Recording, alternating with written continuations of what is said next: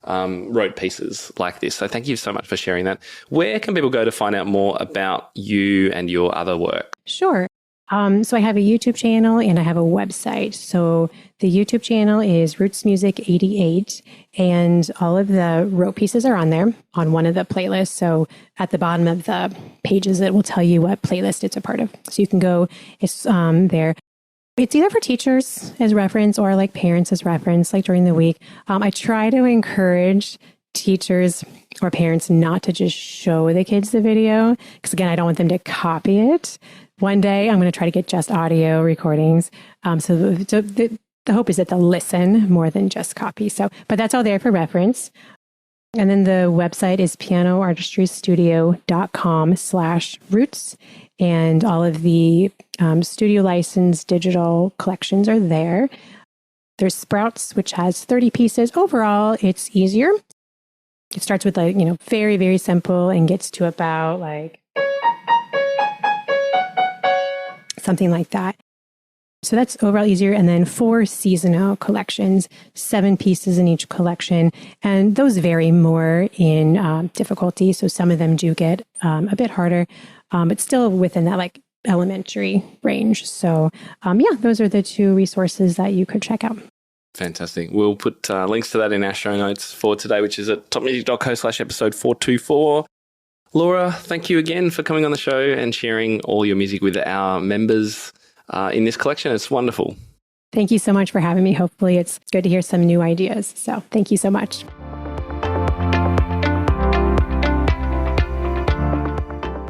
If you would like to unpack this collection of incredible rote pieces and all the fun that you can have with it as we've described today, then all you need to do is head over to our Top Music Pro membership and join on our Lite plan. It's just $10 a month, and the sheet music that you've just heard about today is just one of the benefits and one of the things that you get each month. We also provide monthly Inspire packs and monthly Creativity Boost cards, plus you get access to some of our courses, some of our discounts, and our full webinar back catalogue, all for $10 a month. Crazy cheap. And if you want to go for an annual plan, $100. That's less than $10 a month. If you'd like to find out more, head over to TopMusicSheets.com. That's it for today, folks. I hope you enjoyed connecting with Laura, and she's given you some great ideas for your teaching. Next week on the podcast, we are continuing our repertoire month here at Top Music with William Perry, who has created an enormous searchable database of all the world's, soon to be all the world's best piano music. I can't wait for you to meet him. Until then, I'm Tim Topham, and you've been listening to the Topcast. Thanks so much for joining us, and I'll speak to you again this time next week. How do you keep up to date with all the latest trends and research into music education? How do you connect with other teachers around the world and make sure your teaching stays fresh and relevant for students of all ages and stages, both now and into the future? I created our Top Music Pro membership to be the one-stop shop for music teaching resources, training, support, and community, and I'd love for you to come and join us inside. With over 40 comprehensive training courses, hundreds of teaching demonstrations and lesson plans, free monthly sheet music, discounts, and all the business and pedagogy support you could ever need, Top Music Pro is the community you've been looking for. If you're ready to level up your learning from the podcast and join thousands of other teachers in our global network, head over to topmusicpro.com today. If you enjoy this show and want to hear more of our work, be sure to subscribe to this podcast wherever you're listening today. For links and resources mentioned in this episode, visit us at topmusic.co/podcast or check out the show notes. I'm Tim Topham. Thank you so much for listening. Enjoy your week ahead, and I'll catch you next time.